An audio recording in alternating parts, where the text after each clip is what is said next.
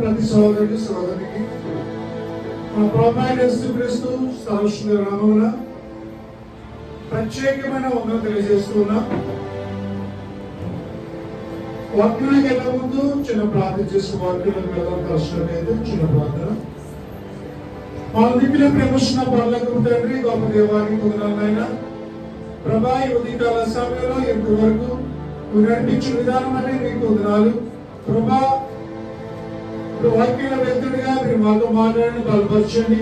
మాకు కావాల్సిన ఆజ్ఞాహారం మాకు దయచేయండి.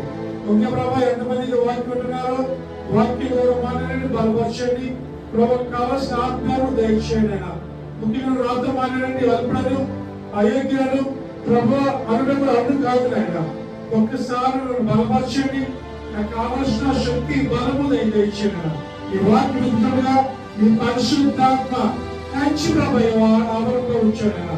వచ్చే ప్రతి కుమార్తె ప్రభా నువ్వు మాట్లాడమని, నువ్వు బలపరచమని ఈ చిన్న ప్రార్థన అతి సుందరమైన యేసయ్య పాదాలకు సమర్పించుకుంటూ యేసు నామములో అడుగుచున్నాను తండ్రి, ఆమేన్. హల్లెలూయా, హల్లెలూయా. ఈరోజు దేవుడు నా హృదయంలో పెట్టిన వాక్యాంశము షారోను పుష్పం గురించి కొన్ని విషయాలు మీతో పంచుకుని ఆశపడుతున్నాను. History of the rose of Sharon. వాక్యలేఖనం పరమగీతములు 2వ అధ్యాయం 1వ వచనం. నేను షారోను పొలములో పూయ పుష్పము వంటి దానను, లోయల్లో పుట్టు పద్మము వంటి దానను. చూడండి, నేను షారోను పొలములో పూయు పుష్పము వంటి దానను. ఇదే మనం ఎక్కడ చూడగలమంటే పరమగీతములు 2:1 మనకు కనిపిస్తూ ఉంది.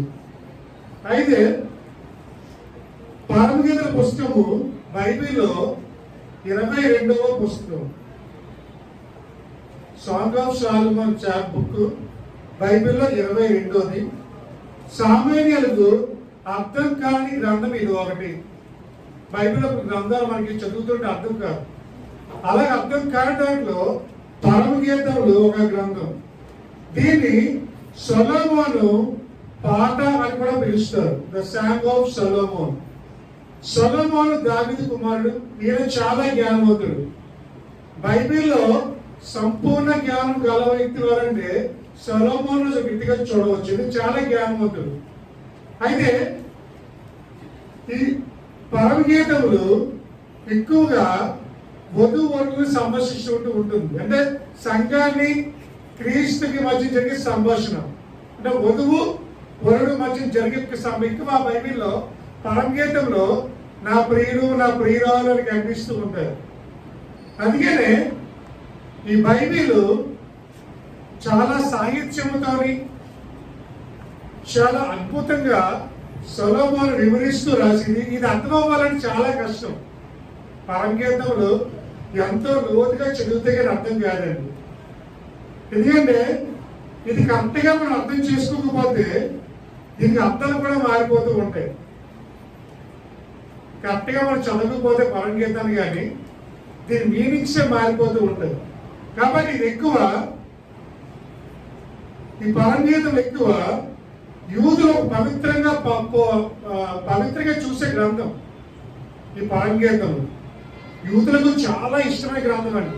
ఇది చాలా పవిత్రమైన గ్రంథం. ఇది ఎక్కువ ఏంటంటే పెద్ద పెద్ద పండుగలు వచ్చిన లేదా సమాజ మందిరంలో పస్కా పండుగ 8వ రోజు చదివే గ్రంథం పరమగీతములు. పస్కా పండుగ వచ్చిన 8వ రోజు ఈ పరమగీతములు చదువుతూ ఉంటారండి. కాబట్టి మనం ఇచ్చి పై చదివిన వస్తువులో వచనములో నేను షారోను పొలములో పూయు పుష్పము వంటి దానను అని ఒక ప్రణయ గీతంలో మనకు కనిపిస్తూ ఉంది. నేను ఇక్కడ 4 వర్షాలు మనకు కనిపిస్తూ ఉన్నాయి. మొట్టమొదటిగా నేను పుష్పం అని ఐఎమ్ ఫ్లవర్ అంటున్నాడు. రెండోది ఏమన్నాడు, నేను షారోను పొలంలో పూయు పుష్పము వంటి దానను. మూడోది నాది షారోను ఫలము, నేను షారోను ఫలంలో పూయు రోజా పుష్పం వంటి దానను. షారోను అని అర్థమే చెప్పండి. పేర్లు ఉన్నాయి కదా. What's the meaning of Sharon? Sharon అనగా మైదానము అని అర్థం. షారోను అనగా మైదానము. ఈ మైదానంలో పూసే ఒక పుష్పం గురించి సొలొమోను రోజు వివరిస్తూ ఉన్నాడు. ఆ మైదానంలో పూసే మనకు చాలా మంది చాలా పుష్పాలు తెలుసు, కానీ పువ్వులోంచి కూడా దేవుడు పాఠం నేర్పించాలని ఆశపడుతున్నాడు. పువ్వులోంచి కూడా ఏం చేయాలన్నాడు దేవుడు? ఒక పాఠాన్ని. మొట్టమొదటిగా చెప్తున్న మాట ఏంటంటే, నేను పుష్పమును. ఇక్కడ ఏమన్నాడంటే, నేను పుష్పమును. ఒక విశ్వాసి పుష్పము వంటి వాడు. ఒక విశ్వాసి ఎటువంటి వాడండి? ఒక ఫ్లవర్ వంటి వాడు ఒక విశ్వాసి. అంటే పుష్పము ఇప్పుడు ఒక లక్షణం ఏంటంటే, మొదట పువ్వు ఎలా ఉంటుందో చూడండి, చెప్పండి. ఫ్లవర్ టచ్ చేస్తే ఎలా ఉంటుంది? మెత్తగా ఉంటుంది, అవునా? గట్టిగా ఉంటుంది ఆ పువ్వు. మెత్త అంటే సున్నితముగా ఉంటుంది. అంటే బైబిల్లో మెత్తగా సున్నితంగా ఉన్నవారు దేంతో పోలుస్తాడంటే సాత్వికంతో పోలుస్తాడు. అంటే హంబల్నెస్, సాత్వికంతో పోలుస్తుంటాడు. ఎందుకంటే మనం రక్షించబడిన వారందరము సాత్వికంగా ఉండాలి. బైబిల్ అన్నాడు కదా, సాత్విక ధనిలు వారు భూలోకాన్ని స్వతంత్రించుకొందురు. ఎవరైతే శాంతంగా ఉంటారో, ఎవరైతే నెమ్మదిగా ఉంటారో, ఎవరైతే హంబల్గా తగ్గించుకొని సాత్వికంగా ఉంటారో వారు ఈ భూలోకాన్ని స్వతంత్రించుకుంటారు. మన యేసయ్య సాత్వికుడై గాడిద పిల్ల మీద వెళ్తున్నాడు ఉంది. యేసయ్య ఎవరండి? సాత్వికుడు యేసయ్య. ఎంత సాత్వికుడు అంటే పరిజ్ఞాని గొర్రెపిల్లలు కూర్చొని వెళ్తాడు. అంత తగ్గించుకున్నాడు యేసయ్య. ఆయన ఎంత తగ్గించుకున్నాడు అంటే పరలోకాన్ని విడిచిపెట్టి, రాజరికాన్ని విడిచిపెట్టి, ఒక ఏమీ కానివాడిగా తను తగ్గించుకొని ఒక పశువుల పాకలో పుట్టాడు యేసయ్య. అంటే అంత సాత్వికము యేసయ్య. అందుకే యేసయ్య ఈ భూలోకాన్ని స్వతంత్రించుకున్నాడు. ఎవరైతే సాత్వికంగా ఉంటారో వారు భూలోకాన్ని ఒక క్వశ్చన్ అడుగుతారు. మనకి ఇండిపెండెన్స్ ఎప్పుడు వచ్చిందండి? స్వతంత్రం ఎప్పుడు వచ్చింది? ఆగస్టు 15, 1947. అయితే స్వతంత్రం రాకముందు చాలా మంది స్వతంత్రం కోసం పోరాడుతూనే ఉన్నారు. మొట్టమొదటిగా మంగళం పాండే గారు స్వతంత్ర పోరాటం చేశారు. అక్కడి నుంచి ప్రస్థానం స్టార్ట్ అవుతూ వచ్చింది. సుభాష్ చంద్రబోస్ కావచ్చు, లేకపోతే అల్లూరి సీతారామరాజు అందరూ ఫైట్ చేశారు. వీరందరూ ఎంచుకున్న మార్గం హింసా మార్గం. వీళ్ళందరూ ఎంచుకున్నది హింసా మార్గం. చివరిలో అప్పుడు వచ్చాడు ఆయన పేరే గాంధీ గారు, మోహన్ దాస్ కరమ్చంద్ గాంధీ. ఆయన వచ్చారు. వీళ్ళందరూ ఎంచుకున్న మార్గం వేరు, ఈయన ఎంచుకున్న మార్గం వేరు. ఈయన ఎంచుకున్న మార్గం అహింసా మార్గం, నాన్ వైలెన్స్. అంటే మనుషులు చంపితే మన సముద్రం రాదు, కానీ సాత్వికంగా పోరాడితే, సత్యాగ్రహం చేస్తే, ఉపవాసం చేస్తే మనం సాధించవచ్చు అని ఒక ప్రయత్నం చేశారు. ఆ ప్రయత్నం ద్వారా మనకి ఏమొచ్చింది? స్వతంత్రం వచ్చింది. అంటే స్వతంత్రం పొందిన కారణం ఏంటంటే అతను చేసిన ఆ సాత్వికమైన పని. కొడుతున్నా తిడుతున్నా పడ్డాలు తప్ప తినేవాడలేదు. మౌన పోరాటమే చేశారు, టెంటలు వేసుకున్నారు, ఎక్కడ కూర్చొని సత్యాగ్రహాలు చేశారు. అంటే సాత్వికంగా పోరాడారు. కాబట్టి వాళ్ళు మన భారతదేశం ఏది చూసి గాంధీ గారు స్వతంత్రం తీసుకు. అంటే సాత్వికం ద్వారా మనం ఏమైనా సాధించగలం అని ఆయన నిరూపించడం జరిగింది.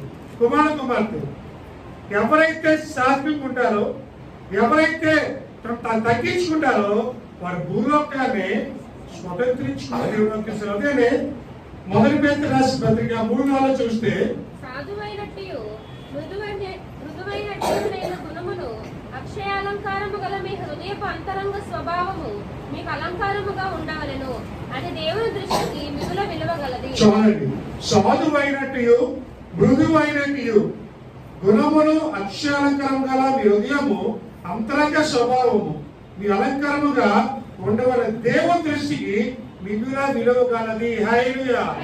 మనం ఎలా ఉండాలి? సాధువు అయినట్టు, మృదువు అయినట్టు, అది మనకు అలంకారంగా ఉండాలి. అది యేసయ్యకు చాలా ఇష్టమైనది. హల్లెలూయా. తక్కువ చెప్పండి, సాత్వికంగా ఉండాలని చెప్పండి. తక్కువ ఉంటున్నావా? మన సాత్వికంగా ఉండగలుగుతున్నావా?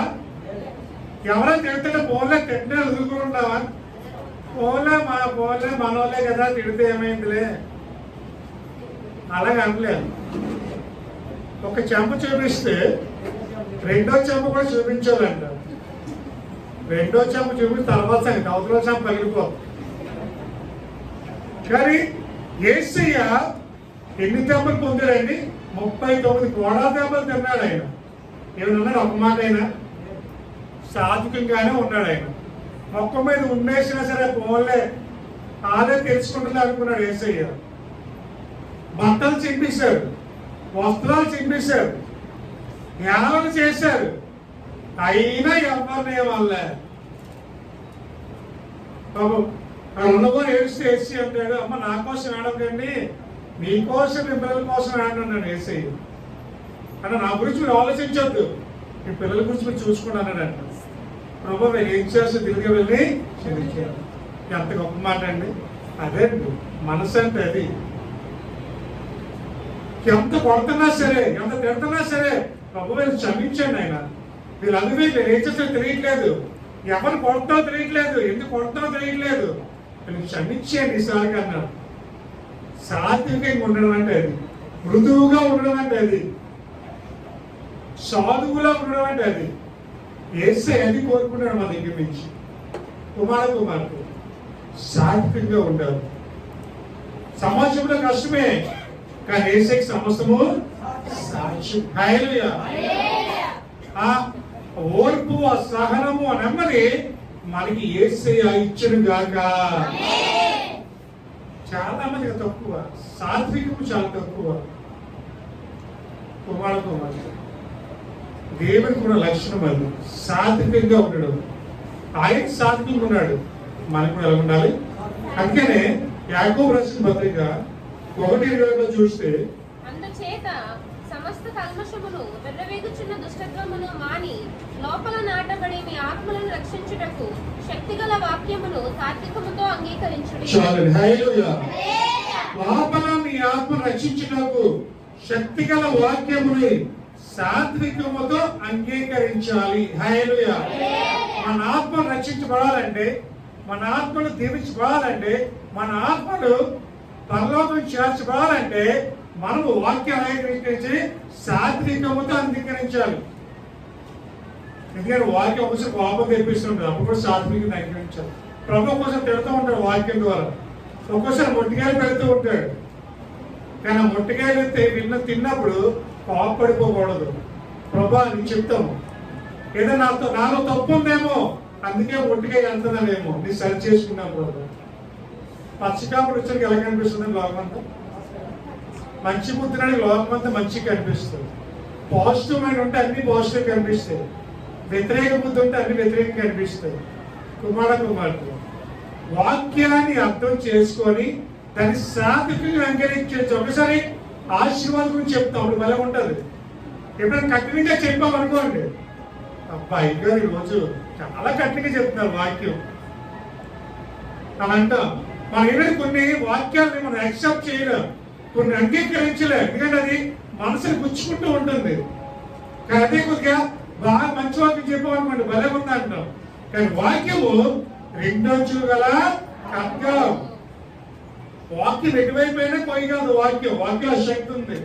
కానీ అంగీకరించండి, సాత్వికముతో అంగీకరించాలి. మోషే ఎలా కనిపించాడు దేవునికి? సాత్వికంగా అనిపించాడు. మోషే సాత్వికుడు అని ఉంది. హల్లెలూయా. బైబిల్ అనేక మంది సాత్వికులు ఉన్నారు, మనకు కూడా ఎలా ఉండాలి? సాత్వికులై ఉండాలి. హల్లెలూయా. కుమారుడు ఎవరైతే సాత్వికులు ఉంటారో వారి ప్రాణాన్ని వారు రక్షించుకోవాలండి. స్టెఫాన్ రాళ్ళతో పడుతున్నారు. ఎవరిని? స్టెఫాన్ని రాళ్ళతో పడుతున్నారు. స్టెఫాన్ని రాళ్ళతో కొడుతున్నా సరే స్టెఫాన్ ఎవరిని ఏమవ్వలేదు. సాత్వికమైన మనసు, అది ఎందుకు వచ్చింది స్టెఫానికి?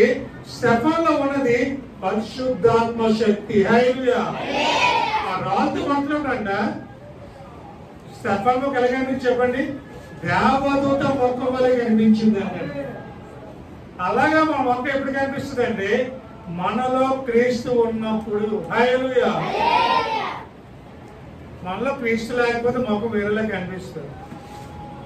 ఎప్పుడైనా ఒకసారి మీరు అంత ముందుకు వెళ్ళి కోపం ఒకసారి చూసుకోండి, నవ్వుతున్నప్పుడు ఒకసారి చూసుకోండి. మీ మొక్కలు మీకు అర్థమైపోతాయి ఎలాగుంటాయో. కోపం ఉన్నప్పుడు మన మొక్క వేరే అనిపిస్తుంది, ఎందుకంటే మన మొక్క ఛాయ మారిపోతుంది. నవ్వుతూ చూస్తున్నప్పుడు మన మొఖం ఎంత వెలిగిపోద్దో మొఖం కదండి. అంటే మన ప్రతిబింబం మనమే చూసుకెళ్ళిపోతున్నాం కోపంగా చిరాకులో ఉన్నప్పుడు. ఏం మొఖం అలా పెట్టామంటారు చాలా మంది, ఎందుకంటే చూడలేము ఆ ఫేస్. ఈరోజు ఎంత ఆనందంగా ఉన్నావో ఇది అది ఎలా తెలుస్తుంది? మొక్కం పోయి అడిగాను కదా, face is index of mind. మన హృదయంలో ఏమనుకుంటే మొక్కల్లో కనిపిస్తూ ఉంటాయి అంట. ఆ మొక్కలో చెప్పే ఆభావాలు కనిపిస్తూ ఉంటాయి. కొంతమంది మొక్కతో సైక్ చేసేస్తూ ఉంటారు, చెప్పవసరంలే, కంటి చెప్పుతుంది మొత్తం సైకింగ్ అయిపోతుంది. అంటే మొత్తం చెప్పి స్టోరీ అంటారు. అంటే అలా మొక్క భావాలు మార్చేస్తూ ఉంటారు. మొత్తం చెప్పవసరం లేదు, ఫేస్ లో ఎక్స్ప్రెషన్ మారిపోతూ ఉంటుంది. అంటే మన ఫేస్ ఎప్పుడైతే దేవత మొక్క కనిపిస్తుందంటే మనలో క్రీస్తు కలిగి ఉంటే మన మొక్కలో క్రీస్తు కనిపిస్తాయి. అది మనకు కలిగి ఉండాలి, అప్పుడే మన హృదయంలోకి సాత్వికము వస్తుంది. రెండో వాక్యం ఏంటంటే నేను శోరణ పొలములో పూయు పుష్పము వంటి దానను. హల్లెలూయా. నేను శోరణ పొలంలో పూయు పుష్పము వంటి దానను. హల్లెలూయా. రెండో లక్షణము పూకునేది ఏంటంటే సువాసన. హల్లెలూయా. రెండోది ఏంటి? పూకునేది సువాసన, మంచి వాసన. హల్లెలూయా. మనము క్రైస్తవులుగా ఉన్న మనము మంచి సువాసన కలిగే వారు అంటారు. అంటే ఆ సువాసన మనం మంచి, ఇప్పుడు కొంతమంది ఫంక్షన్కి వెళ్తే ఏం కొట్టుకుంటామండి? సెంటు కొట్టుకుంటాం కదా, మంచి సెంటు కొట్టుకుంటాం. ఆ వెళ్తున్నప్పుడు స్మెల్ ఎలా వస్తుంది? చక్కగా స్మెల్ వస్తుంది, అంటే ఆ మంచి స్మెల్. కానీ ఈ పై స్మెల్ నుంచి ఆలోచిస్తాం, మన హృదయంలో ఉన్న స్మెల్ సంగతి ఏంటి? అది మంచి వాసన రావద్దా? మరి వేసేపు ఎంచొద్దా స్మెల్? కానీ బయటకు మంచి స్మెల్ వస్తుంది, కానీ హృదయంలో మాత్రం మంచి సువాసన లేకున్నామంట, కుళ్ళిపోయిన వాసనలా ఉన్నామంట. అంటే హృదయము చాలా మోసకరమైనది, బహు వ్యాధి గలది అన్నాడు. హృదయము చాలా మోసకరమైనది అంటే హృదయము మంచి సువాసించేదిగా ఉండాలి. పువ్వు వలె, ఆ శోరంగా పువ్వు పుష్పం వలె మంచి వాసన ఇచ్చేదిలా ఉండాలంట. అందుకని చూడండి, ఎపిసికి రాసిన పత్రిక 5వ అధ్యాయం 2-3 వచనాలు.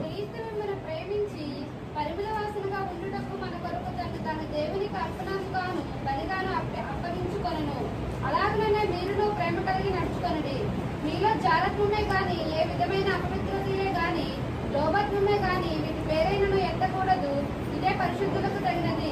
చూడండి, హల్లెలూయా.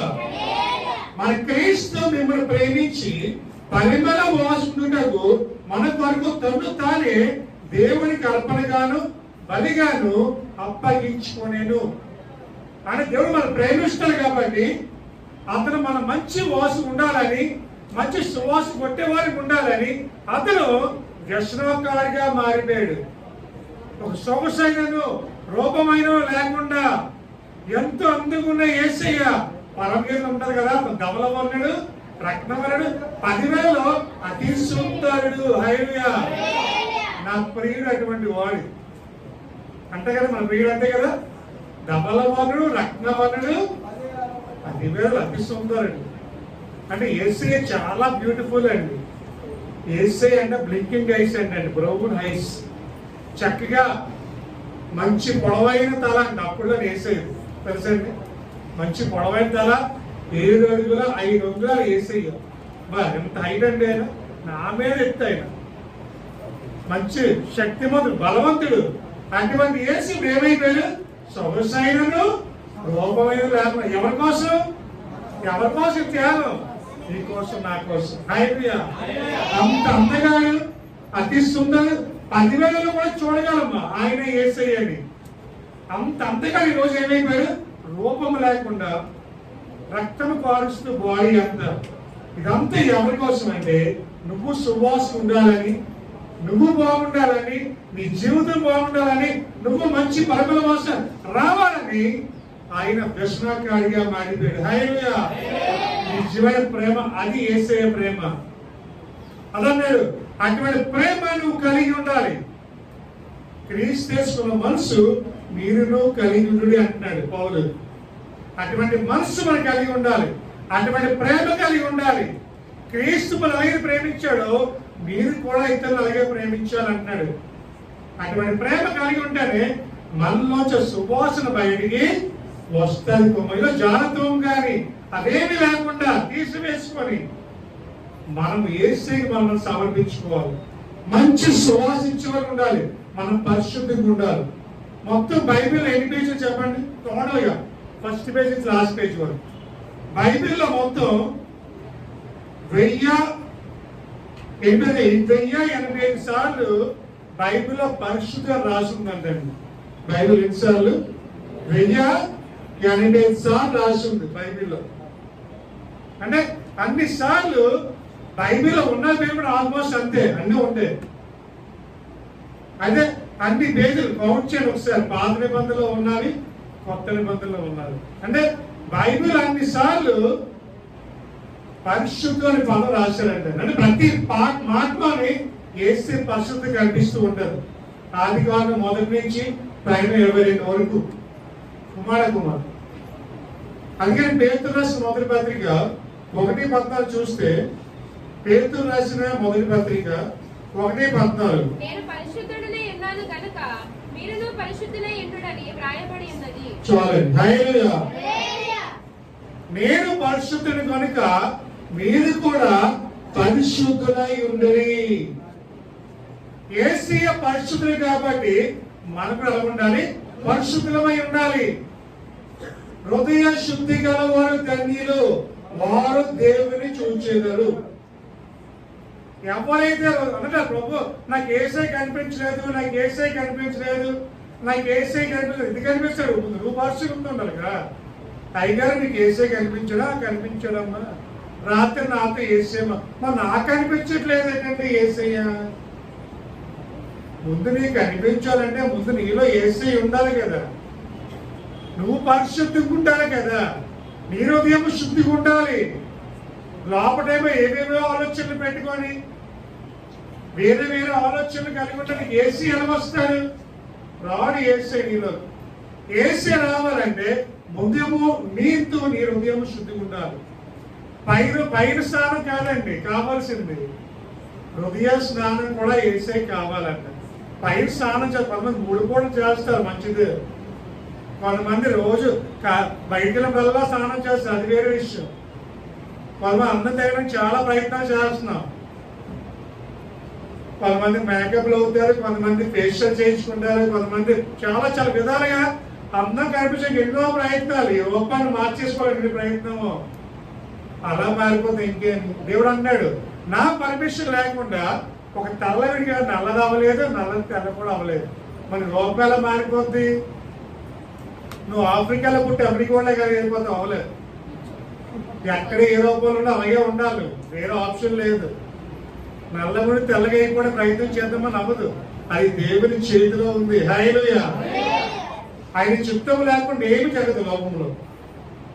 కుమార్ అంటున్నాడు, నువ్వు హృదయానికి కూడా స్నానం చేయించాలి ప్రతిరోజు, వాక్యము ద్వారా, ప్రార్థన ద్వారా, దేవుని మాటల ద్వారా మన హృదయం మనం ఏం చేసుకోవాలంట? స్నానం చేయించాలి. హల్లెలూయా. ఒక 1 వీక్ స్నానం చేయకపోతే ఈ పరిస్థితి ఆలోచించాను. 1 రోజు స్నానం చేయలేదు, ఎప్పుడైనా వెళ్ళారు కనీసం పక్కన నుంచోలే వాళ్ళు, పక్కన అంత వాసన వచ్చేస్తుంది వాళ్ళ దగ్గర. ఎందుకంటే మన బాడీ అంతా మట్టి కాబట్టి ఆ శరీరము కుళ్ళిపోతూ ఉంటుంది. మరి నువ్వు ఎప్పుడు ఉదయం స్నానం చేయట్లేదు, మరి ఏసీ ఎలా ఉంటుంది నీ పక్కన బొమ్మలోని ఉండలేడే. కొంతమంది రక్షణ పొందుతారు, మారు మనసు పొందుతారు. కానీ ఆ కంపెనీ వదలట్లేదు, ఈ కంపెనీ వదలట్లేదు. 2 కంపులు ఉంటున్నాయి వాళ్ళ దగ్గర.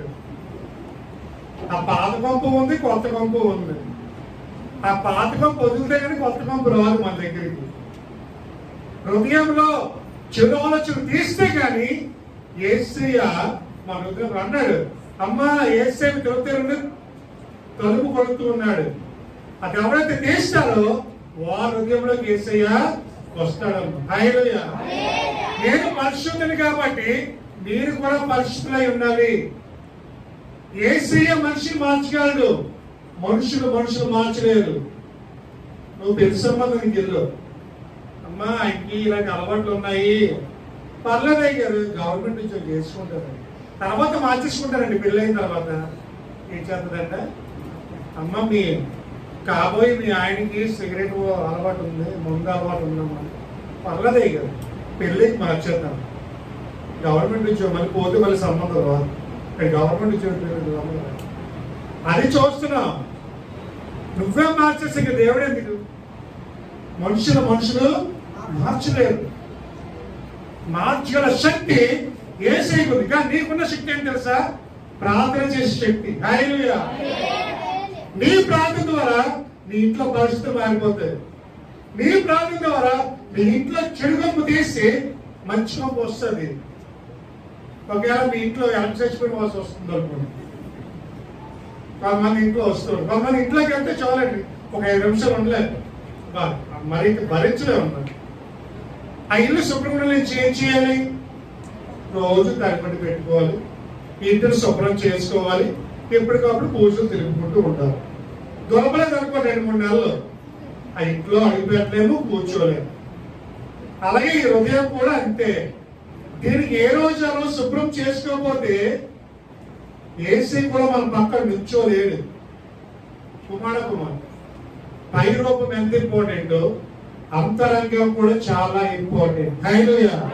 మన ఏసీ చూడాలంటే మన హృదయం శుద్ధిగా ఉండాలి. మన ఏసీ చూడాలంటే మనలో ఏసీ ఉండాలి, మన పరిశుద్ధిగా ఉండాలి, శుద్ధిగా ఉండాలి.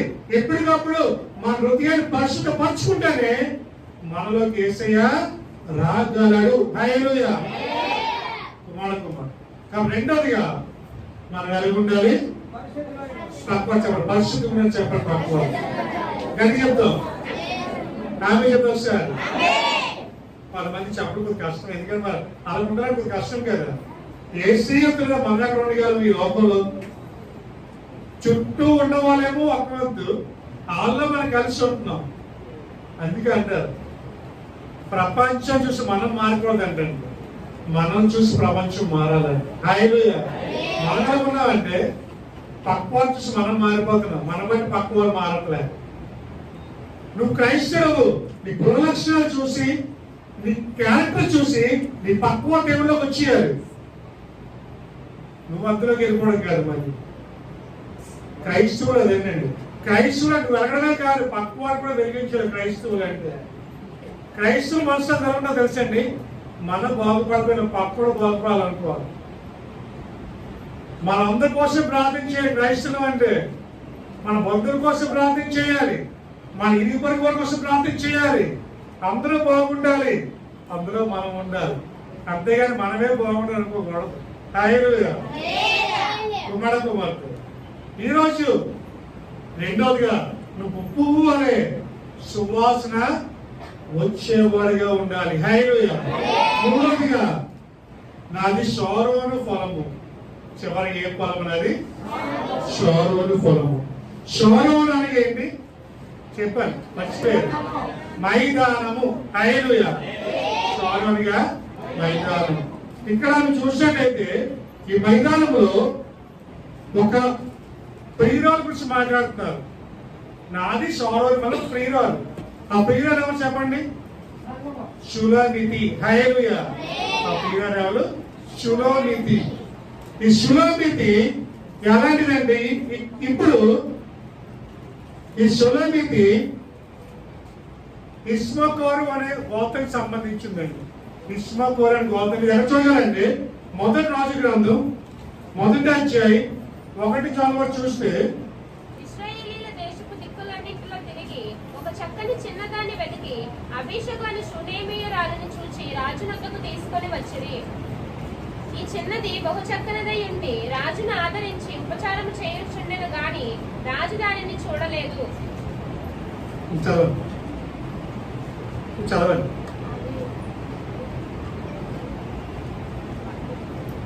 1 నుంచి 4 వరకు. రాజైన దావీదు బహువృద్ధుడు కాగా సేవకులు అతనికి ఎన్ని బట్టలు కట్టినను అతనికి వెట్టకలుగా ఉండెను.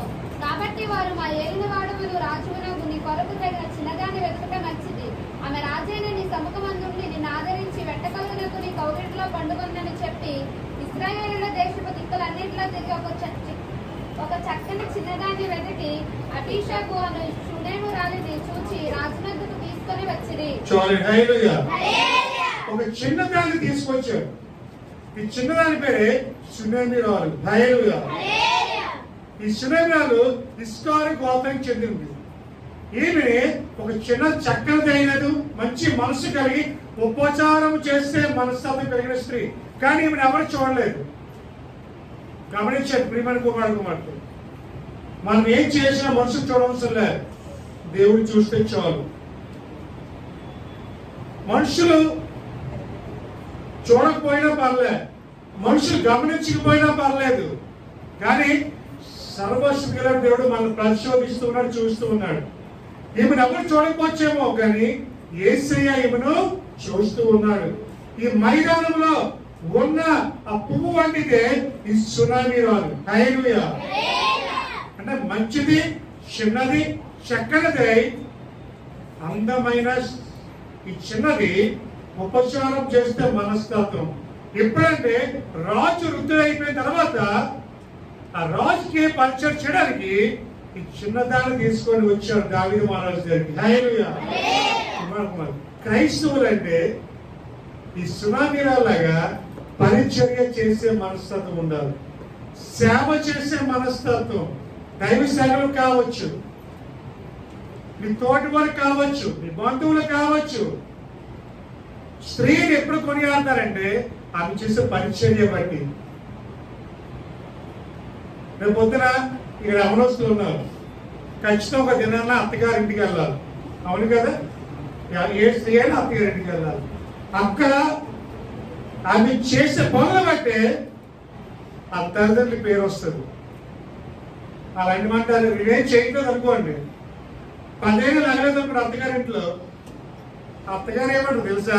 మీ అమ్మనికి ఇదేనే నాకు నేర్పించింది, ఇక్కడ వంట చేయడం కూడా నేర్పించలేదా నీకు, కనీసం పని చేయడం కూడా నేర్పించలేదా, మీ అమ్మ ఏం నేర్పించింది అంటారు. అంటే ఎవరి పొరుగు పోయింది అక్కడ?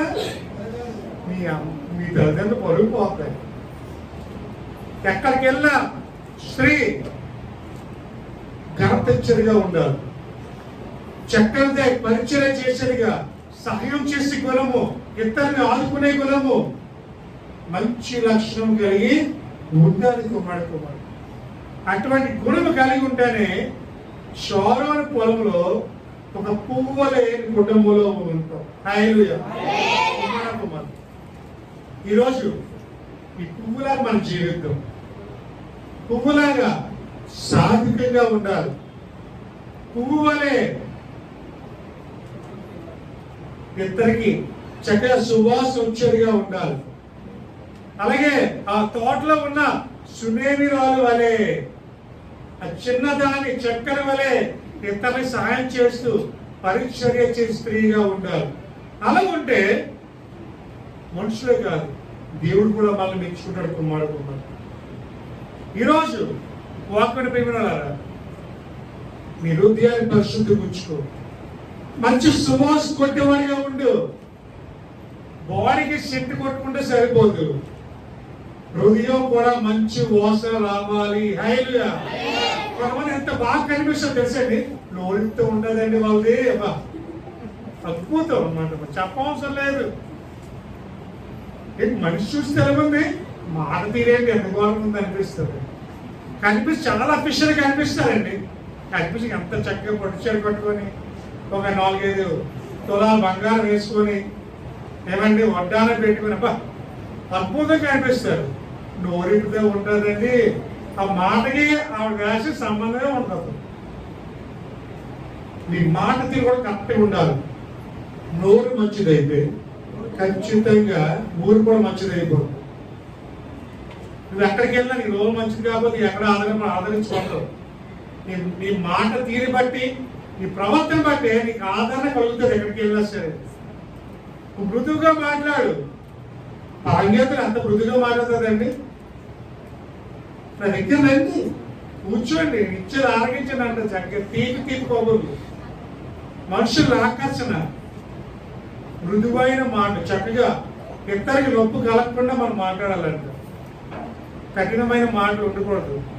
నాలుక చిన్నదే కానీ అది చాలా ప్రమాదకరం. ఊరిని నాశించే శక్తి దానికి ఉందండి. కాబట్టి మనం మాట్లాడేటప్పుడు మృదువుగా ఉండాలి. ఆ మాటలు కూడా మంచి సువాసన వచ్చేదిగా ఉండాలి. అలాగుంటే దేవుడి ద్వారా మనం కూడా కొనియాడబడతాం. యేసే కూడా మనం పొగుడతాడు. బా, ఈయన నా ప్రియకుమారుడు, నేను ఆ మాట మనం అనాలి. యేసయ్య అది అనాలంటే మన ప్రవర్తన తీర్చి చెప్పేస్తుంది. కుమారుడు ఈరోజు షారోను పుష్పం గురించి అనుకున్నా, ప్రభా ఏం చెప్పాలి వాక్యం అన్నప్పుడు దేవుడు నాతో మాట్లాడాడు. ప్రభా పరమగీతల కష్టం ప్రభా, ఏది కష్టం కాదు, నేను నేర్పిస్తాను కదా పాఠం నీకు. ఒక ఆవిడ ఉండేవారండి, ఆవిడ ఎక్కువ పరమగీతలే చెప్పేవారు. ఎవరు తెలుసా నీకు? జాయ్ చెరియలని ఒక ఆవిడ ఉండేవారు. ఆవిడ ఎక్కువ పరమగీతాలే. ఆవిడ వాక్యం అంటే పరమగీతాల గురించి చెప్తూ ఉంటారు. అనిపించింది ఇలా ఎప్పుడు చెప్తాం మనం అంటే కొంతమంది వివరించక ఇష్టపడతారు. కానీ ఇందులో ప్రతి వచనము చాలా పరమాత్మైన వాక్యం అండి. పరమగీతం అంతా కూడా అంటే సొలొమోను అంత జ్ఞానంతో రాశాడు. మనం కూడా వివరించడం జ్ఞానం కావాలి. అది ఎవరిస్తారు మనకి? బైబిల్ ఉంది కదా, నీ జ్ఞానం కొద్దుగా అయితే ఎవరినాడు కాదు. మీ ఫిజిక్స్ టీచర్ బయోసిస్ అడుగుతారు, లేకపోతే మీ ఐగారు నా జ్ఞానం కొద్దిగా ఇచ్చిన జ్ఞానం అంటే చెప్తారా? నీ జ్ఞానం కొద్దుగా అయితే దేవుణ్ణి అడుగు, ఆయన ఇస్తాను నీ జ్ఞానం కావాలంటే. అప్పుడు నువ్వేమవుతుందంటే ఈ షోరోను పొలంలో ఉన్న పుష్పములా ఉంటావు, ఆ మైదానంలో ఉన్న పువ్వులా ఉంటావు. ఆ మైదానము దేవుడితో పోల్చాడండి. దాని మైదానంలో మనం కూడా ఉండాలని దేవుడు ఆశపడుతున్నాడు. కాబట్టి ఈ రోజు నుంచి ప్రభా నేను కూడా ఆ పువ్వు వల్ల జీవించే ప్రయత్నం చేస్తాను. ఆ పువ్వుల వల్ల నేను కూడా ఉండడానికి ప్రయత్నం చేస్తాను. ప్రభా పుష్పము, ప్రభా షోరన్ పొలం పుష్పం వల్లే నేను కూడా సాత్వికంగా సువాసించేవాడుగా ఆ సునేమీలాగా చక్కగా ఉండడానికి ప్రయత్నం చేస్తాను ప్రభా అని ప్రార్థించాలి. ఒక 2 నిమిషాలు దేవుడు మనతో మాట్లాడుతుంది, ఆ పరిశుద్ధాన్ని బలపరుస్తుంది కదా. ఒక్క 2 నిమిషాలు ఈ రోజు దేవుడు మనతో ఆ షోరాన్ పుష్పం వలె ఉండాలని దేవుడు ఆశపడుతున్నాడు. ఆ షోరాన్ పువ్వు వలె మనం కూడా మృదువుగా సాత్వికంగా మంచి సువాసించేవారంగా ఆ సునేమీలాగా పరిచయం చేసేవారు దేవుడు ఆశపడుతున్నాడు. కుమారుడు ప్రార్థించాలి. 1 నిమిషాలు యేసయ్య పరిశుద్ధాత్మ దేవుడు అందు కూడా ప్రార్థనలోకి పెడతాం. కళ్ళ వంచి ఆ పువ్వు వలె ఉండడానికి ప్రయత్నం చేద్దాం. మృదువుగా సున్నితముగా ఉండడానికి ప్రయత్నం చేద్దాం. 1 నిమిషాలు ప్రభా ఒక్కసారి దర్శించనైనా ప్రభా షోరాను పొలంలో ఒక పువ్వు వలె పురుణ సాయం దయచేయను ప్రభా. సాత్వికంగా మృదువుగా ఉన్న సాయం దయచేయండి ఆయన ప్రభా. ఒక్కసారి నన్ను దర్శించండి, నాలో ఉన్న హృదయాన్ని మార్చిన ఆయన ప్రభా. రాత్రి తీసి మాంసపుడు దయచే ప్రభా ప్రార్థించేద్దాం. 1 నిమిషాలు పరిశుద్ధులు అని దోతలంతా మొక్కులతో కొనియాడబడిన యేసయ్య నీకు వందనాలు ప్రభా. యువతి కాల సమయంలో నువ్వు మాట్లాడిన విధానం బట్టి నీకు వందనాలు. నిజమే ప్రభా. ప్రభా ఆ పువ్వు వలె సాత్వికంగా ఉండమంటున్నాం, పువ్వు వలె సువాసన ఇచ్చేవారు ఉంటున్నాం. ఆ సునేమి రాళ్ళ వలె నాయన ప్రభా పరిచయం చేసేవారుగా మంచి గుణము కలిగి ఉండమంటున్నావు తండ్రి ప్రభా. ఈరోజు ఎంతమంది వాక్యం విన్నారు, ఈ వాక్యాన్ని ఫలింప చేయండి ప్రభా. ఈ వాక్యం మన జీవితంలో నీకంటే శాంతం చేయండి ప్రభా. ప్రభా ఈ వాక్యం శాంతాన్ని ఎత్తికెళ్ళకుండా వారి చుట్టూ నీ పరిశుద్ధాత్మని కంచుకుంచండి ఆయన ప్రభా. నీకు ఎన్నో వాక్యము కానీ 30 వంతులుగా 60 వంతులుగా నివృత్తిగా ఫలింపచేయండి ప్రభా. ఎవరైతే ప్రభా ఈ వాక్య ద్వారా మాట్లాడారు వాళ్ళు పరిశుద్ధపరిచి నడిపించమని, వాక్యాసర జీవులు దయచేయమని, మీరు నడిపించమని ఈ చిన్న ప్రార్థన యేసు అధిస్తున్నామని మొదలు సమర్పించుకుంటూ యేసు నామములో అడుగుచున్నాము తండ్రి. ఆమేన్.